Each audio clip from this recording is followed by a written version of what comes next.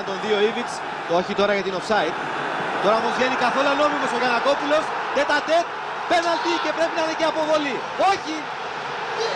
Όχι! Όχι! Μας έδωσε ένα μήνυμα με το χάρισμα της κίτρινης κάρτας ο Φλουκ προηγουμένως πριν από 2 λεπτά. Τώρα μας επιβεβαιώνει κάτι που πολύ φοβάμαι ότι θα συμβεί σήμερα. Διαμαρτυρίες έντονες στο 5ο λεπτό. Για να ξαναδούμε τη φάση. Για να ξαναδούμε τη φάση. Κοιτάξτε, ο Γιαννακόπουλος μπαίνει. Δεν υπάρχει offside, έχει φύγει από πίσω.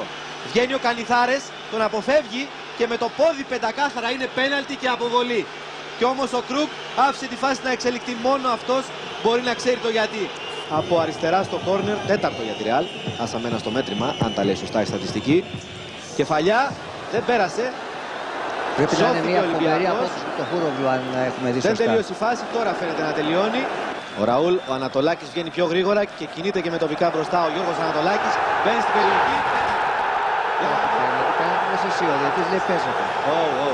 Ο Ανατολάκης μπαίνει με δύναμη μέσα.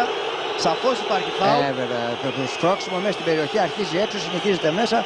Πέφτει ο παίχτης. Όταν εδώ δίνεις και εδώ πέναλτι, πάει να πει ότι.